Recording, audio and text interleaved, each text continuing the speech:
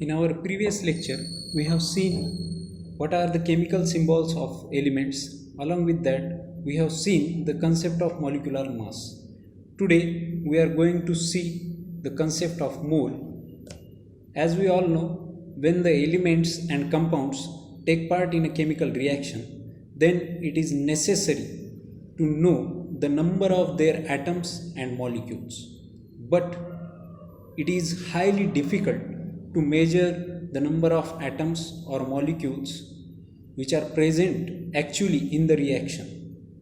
So as to calculate the number of atoms or molecules which are present in the chemical reaction, we generally make use of the concept of mole.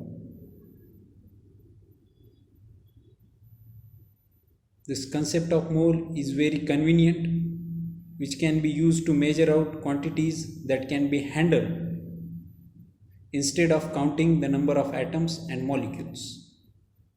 So we are providing an alternative approach which will be easier. The concept of mole is useful for this purpose. Instead of calculating number of atoms or molecule, we are just expressing these elements or compounds in the terms of mole. For this, we will see one example also. First of all, we will see the definition of a mole. A mole is that quantity of a substance whose mass in gram is equal in magnitude to the molecular mass of that substance. I am going to repeat this definition. A mole is that quantity of a substance whose mass in gram is equal in magnitude to the molecular mass of that substance. For example, the molecular mass of oxygen is 32. We represent it as 32U. Therefore, 32 gram of oxygen will be equal to 1 mole of oxygen. That is, 32 gram of oxygen will be equivalent to 1 mole of oxygen. Similarly, we can take another example. The molecular mass of water is 18U. Therefore, 18 gram of water will make 1 mole of water. As we all know, water consists of 2 hydrogen atoms and 1 oxygen atoms. 1 mole of a compound is the mass of that substance in gram, which is equal in magnitude to the molecular mass of that substance, and it can be easily calculated with the help of one ratio. As you can see on the screen, the number of moles of substance, it is denoted by small letter n, and it is the ratio of mass of a substance in gram with respect to molecular mass of a substance. And the number of moles, it is measured by one unit, mole, that is MOL. Its SI unit is mole, that is MOL.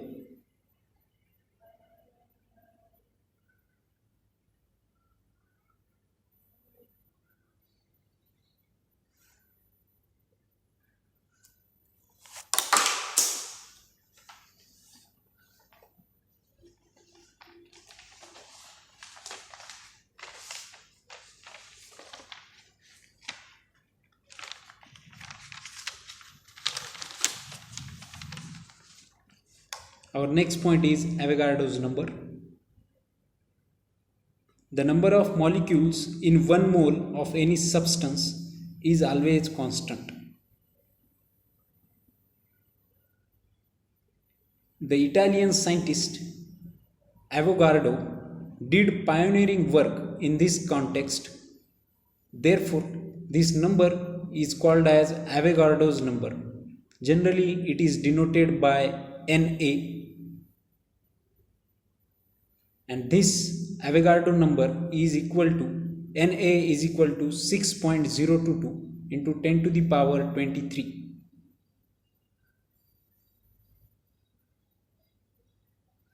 Later on, scientists demonstrated experimentally that the value of Avogadro's number, that is 6.022 into 10 to the power 23. 1 mole of any substance will consist of 6.022 into 10 to the power 23 atoms or molecules. Therefore, a mole of any substance will stand for 6.022 into 10 to the power 23 molecules or atoms. We can understand this concept very easily. As we all know, a dozen means 12 atoms, a century means 100 atoms, and a gross means 144 atoms. Similarly, 1 mole will be equal to 6.022 into 10 to the power 23 atoms or molecules of that element or compound. For this, we will take one example. Consider 18 gram of water. As we all know, the atomic mass of or molecular mass of water molecule is 18 U, that is 18 Dalton, and we generally consider this 18 U or 18 Dalton of water as 1 mole of water. Therefore, as you can see on the screen, 1 mole of water will be equal to 6.022 into 10 to the power 23 molecules of water. That means 1 mole of water will contain 6.022 into 10 to the power 23 molecules of water. I think all of you have got this concept of mole. If you understand it, it will be very easy for you for moving further. We will take some more examples. Our next example will be, how many molecules are there in 66 gram of carbon dioxide, that is CO2. For this, we have to calculate the molecular mass of CO2. As we all know, the molecular mass of CO2 is 44. The number of moles in the given CO2 will be equal to mass of CO2 in grams, which is given in our problem, that is 66, and divided by molecular mass of CO2, that is 44. If we divide 66 by 44, then we will get 1.5 as our answer. So we can say that in 66 gram of CO2, there are 1.5 mole of molecules of CO2 are present. That is, as we all know, 1 mole of CO2 contains 6.022 into 10 to the power 23 molecules. Therefore, 1.5 mole of CO2 will contain 1.5 into 6.022 into 10 to the power 23 molecules, which is approximately equal to 9.033 into 10 to the power 23 molecules. So this is how easy our concept of mole is. And along with the concept of mole, we have also seen the concept of Avogadro's number. We have seen what was Avogadro's number. It is just a number which is represented by Na, and its value is 6.022 into 10 to the power 23. Now, we will answer some questions. How many molecules of water are there in 36 gram of water? You have to do this on your own. This is your homework. Our second question is, how many molecules of H2SO4 are there in 49 gram samples? of H2SO4.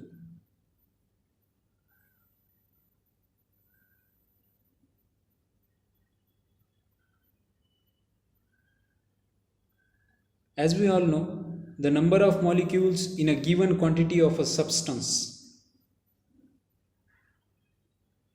is determined by its molecular mass.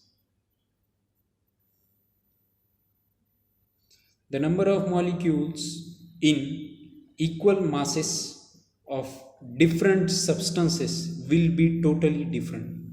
That is, the molecules of equal masses of different substances will be different. 1 mole quantities of different substances will also be having different values. That is, they have different masses measured in grams.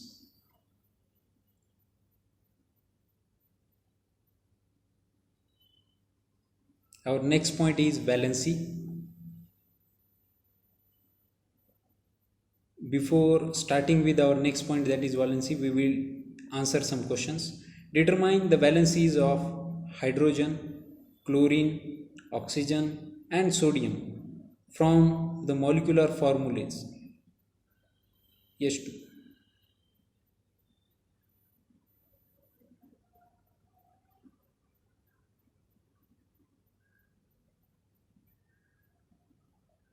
You have to find out answer of this question. What is the type of chemical bond in sodium chloride, that is NaCl, and MgCl2?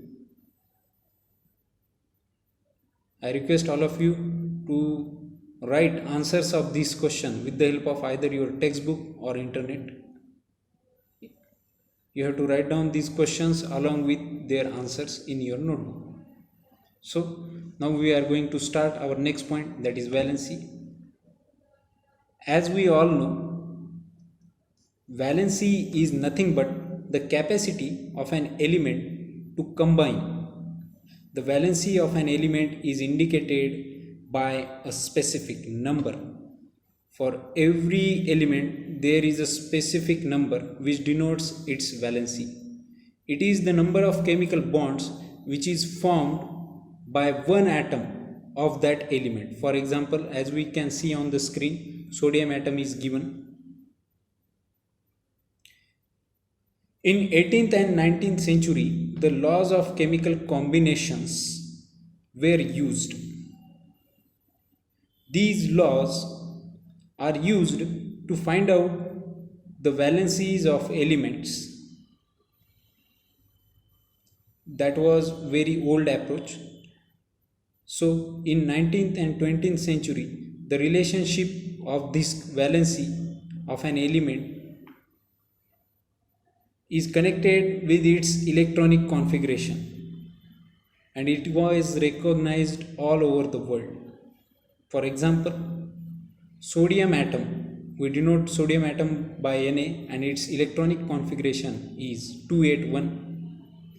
If sodium atom denotes one electron, then it will form a sodium ion having positive charge and its electronic configuration will be 28. That is, after donating one electron, sodium atom will get converted into sodium ion having positive charge with electronic configuration 28. Similarly, if a chlorine atom gains one electron, it will be get converted into chloride ion having electronic configuration 288. Initially, chlorine was having electronic configuration as 287, but by gaining one electron, chlorine atom got converted into chloride ion having electronic configuration 288. Finally, we can say that when sodium ion combines with chloride ion, then it will form NaCl, that is sodium chloride. We call it as common salt also. A sodium atom in this reaction gives away one electron and a cation of sodium will be formed. That is, after giving away one electron, sodium atom will get converted into cation of sodium. Hence, the valency of sodium is 1. Similarly, a chlorine atom takes up one electron and it forms an anion of chlorine, that is chloride. By receiving one electrons, it forms anion of chlorine, that is chloride, and thus the valency of chlorine is also 1. The valency of sodium was also 1 and the valency of chlorine is also 1. The electronic configuration of both the resulting ions will complete their octet simply by donating or accepting the electrons. Due to the attraction between the unit but opposite charges on the two ions of sodium and chlorine, one chemical bond will be formed between sodium ion and chloride ion, and the compound of NaCl will be formed. We call it as common salt, sodium chloride. Thus, a sodium atom has the capacity to give away one electron, and the chlorine atom has the capacity to accept one electron.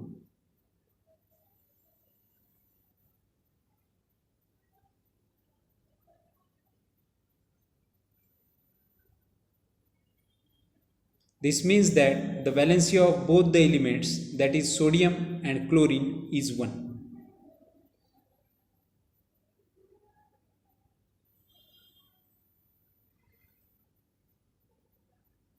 From this, the electronic definition of valency will be as follows.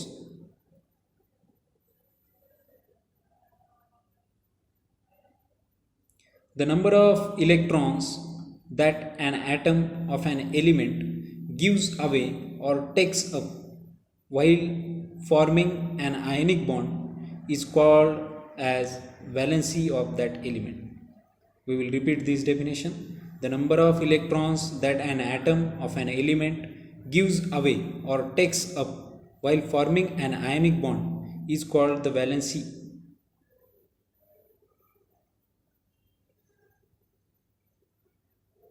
Positively charged ions are called as cations. As we can see on the screen, while negatively charged ions are called as anions.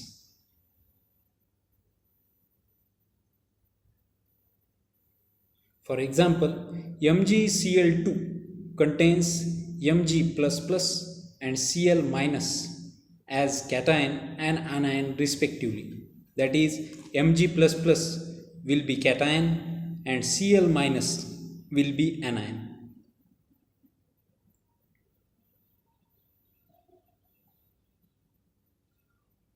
The electrons present in the outermost orbit of an atom are called as valence electrons. These electrons are continuously revolving in the outermost orbit and they are called as valence electrons. Now we will answer some questions. How will the compounds MgCl2 and CaO be formed, their elements? The number of electrons that are given away or taken up is always a whole number. That means the valency will be always a whole number.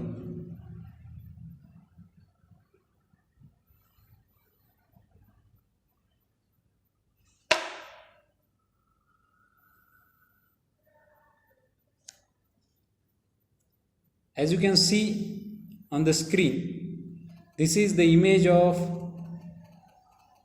NCL, that is National Chemical Laboratory of CSIR.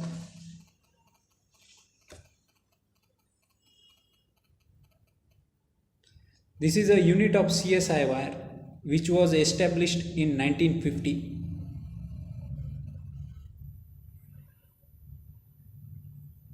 And objective of this organization or institute is to conduct research in the various branches of chemistry and to aid the industry and to develop new technology with a view to making profitable use of country's natural resources. The laboratory conducts research in the field such as biotechnology, nanotechnology, polymer sciences. So this is your today's homework. You have to complete this chart. There are blank positions in this chart. All of you have to note down this chart in your notebook and fill in the blank spaces. Thank you.